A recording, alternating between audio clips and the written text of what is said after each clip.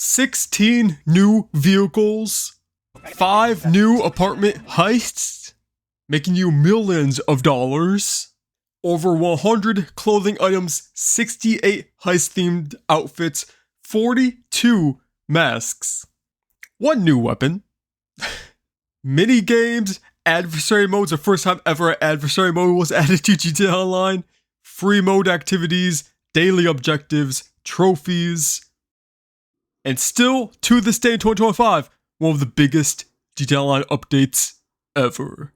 This is the 2015 OG Heists DLC. And welcome back to the channel, guys. We're going to take a look at every single GTA Online DLC every single day for September. Looking at them 12 years later in GTA Online. Now, the Heist DLC was delayed a few times. Rockstar even mentioned it in one of the first ever GTA Online DLCs, where they say look out for some DLCs, including the much looked forward to Heists DLC GTA Online. Also, a cancelled story mode DLC.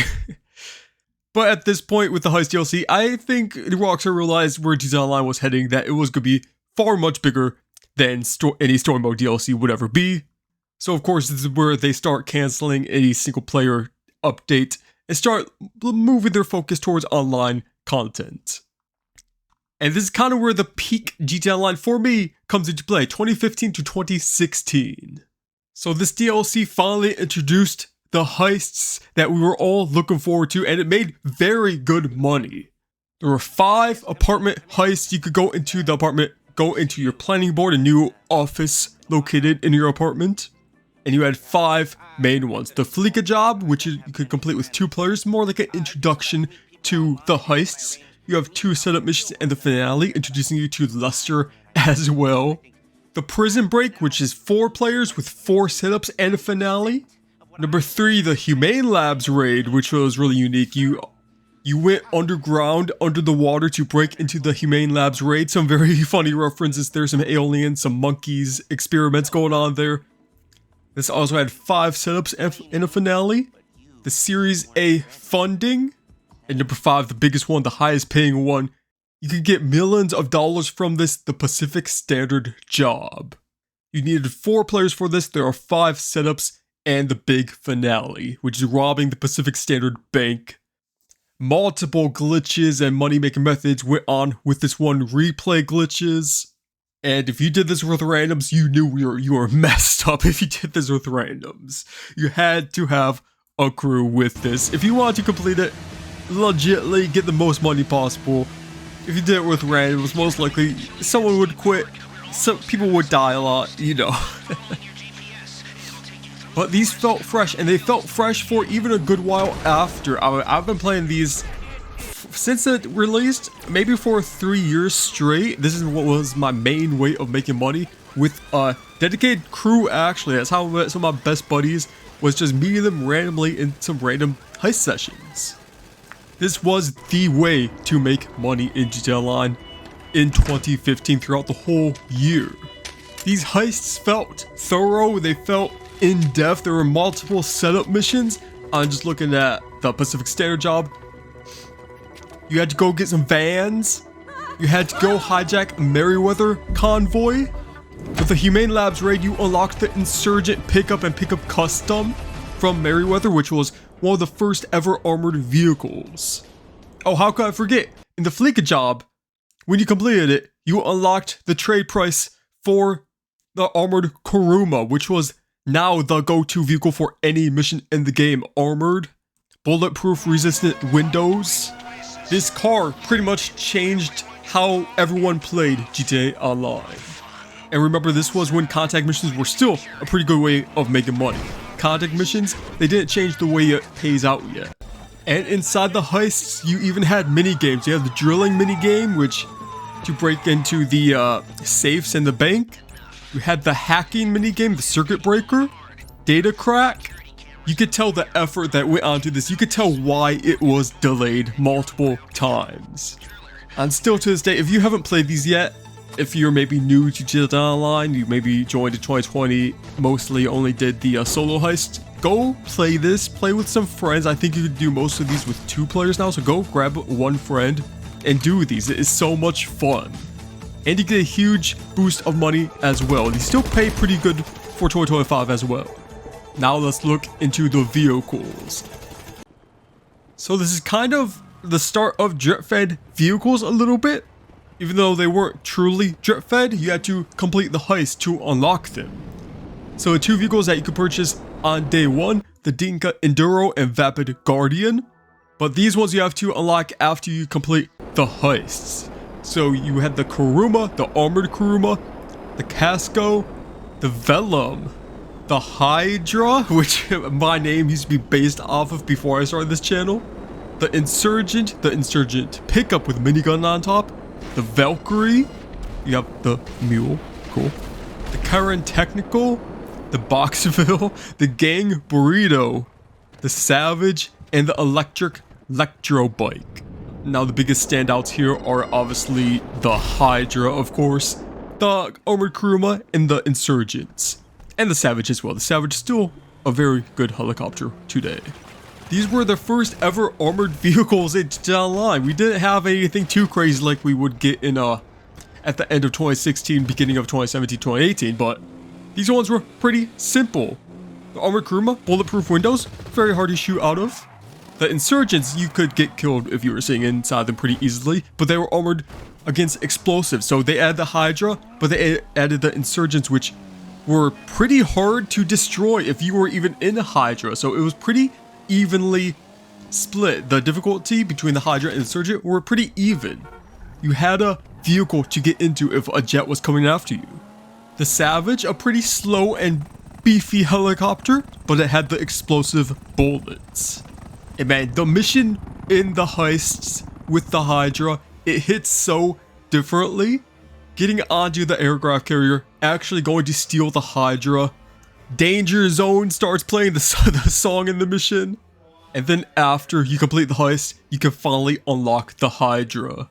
Yes, this DLC, it hits different. The Hydra, one of the best vehicles to me of all time in GTA series as a whole. It's still my preferred go-to jet. And in the heist, you have 12 new characters. There is not a DLC, even after this one in 2015, that introduced 12 new characters. Most notably, you have Agent 14, which also appears in the Bunker DLC. Paige Harris makes a return. And of course, Lester returning. This is amazing. He is just so iconic. And I do think he's going to return in GTA 6. I actually think he does voice, what's his name, Kale in GTA 6. So I do think Lester will be coming back 100%. As for all the outfits, you have 100 clothing items, 68 outfits, 42 masks. A lot of these being heist themes. You have some of the iconic tryhard outfits. You also unlocked the night vision goggles and the rebreather. And you can now save up to 10 outfits. Another huge thing in this DLC, adversary modes. Adversary modes are a new type of player versus player game mode for Grand Theft Auto Online. They are structured similarly to captures and last team standing game modes. Over time, new adversary modes are released. In the Heist DLC, Come Out to Play, Siege Mentality, and Hasta La Vista were the first ever adversary modes. And this was a time where people didn't say, oh, it's adversary mode, I don't like it just because it's adversary mode. There wasn't really any hate to it. Really, I think that took off around 2018 when it did start to get a little repetitive. They kind of ran out of some ideas. But really, adversary modes were pure fun. Even to this day, I still say, always go try out the adversary modes when they're 3 times money, because Rockstar does that often. And they are fun if you can find a full session. I think what really was the downfall of adversary modes is because people just stopped playing them really, and you couldn't find a full session. So that's why people didn't like it, because it wasn't fun to play with only 4 players on each team. But Come Out to Play, that is a very good one. Hasta La Vista, another one. You got on the bike, trucks would chase you down in the Los Santos tunnels. That was a fun, simple one. You had Cross the Line, which was very fun, kind of a last team standing game mode. Hunting Pack. Just going through more of these. Oh, here we go. Halloween Surprise 2016. The Slasher adversary mode. Oh my, that is iconic. So much fun. Beast vs. Slasher 2. Drop Zone, one of the best ones out there. Sumo. You guys remember this was a huge thing on YouTube? They actually added a dedicated game mode for sumo wrestling on top of the Maze Bank Tower. One of my favorite ones of all time, Deadline. Okay, we're getting too far into this. That's a few updates later, but yeah, adversary modes, amazing. Very fun game modes when they were added. They also added free roam activity. Now this was before the free mode events update. The free mode events update will be coming soon here, guys. I will make a video on that as well. That is a huge update. Kind of controversial too. They removed a lot of fun ones for some more fun ones too. Yeah, some more were added. Daily objectives were added, which was actually an amazing way of making money if you were able to get on top of this for a month straight. You could make some very big money for this. I think you get a $1 million bonus after 28 straight days of doing these, on top of the $100,000 every single day if you complete all 3 of them. And you got 9 new achievements and 9 new trophies for Xbox and PS4, including one of the hardest trophies to get, completing all the heists in order with all the same teammates without dying, getting full payout. That one very hard. I still haven't even completed it myself. This DLC was just so well received. You had multiple trailers on multiple news websites, almost 5 million views on the Heists trailer alone. For instance, the GTA 5 trailer alone, I think got 31 million views. That's really only, what, a 20% difference? So yeah, Heist, very huge DLC. And this is kind of where online does start to lean in more into the Heist big money making missions. The next 2 DLCs after the Heist DLC, Elgato Games Part 1 and 2, were ways, basically DLCs to spend the insane amounts of money you made with the Heist DLC. But after this DLC, we got the Lowriders, the Executive and of the Criminals, which introduced more missions, kind of like the Heist DLC, not as big, but like mission setups like the Heists. Again, Lowriders DLC, Bikers, Import, Export, all of these kind of leaning off of the Heists DLC. And this is where I think the peak of GTA Online starts, is with the Heist DLC, obviously. Because look, we got 1, 2, 3, 4, 5, 6, 7, 8 updates in 2015 alone.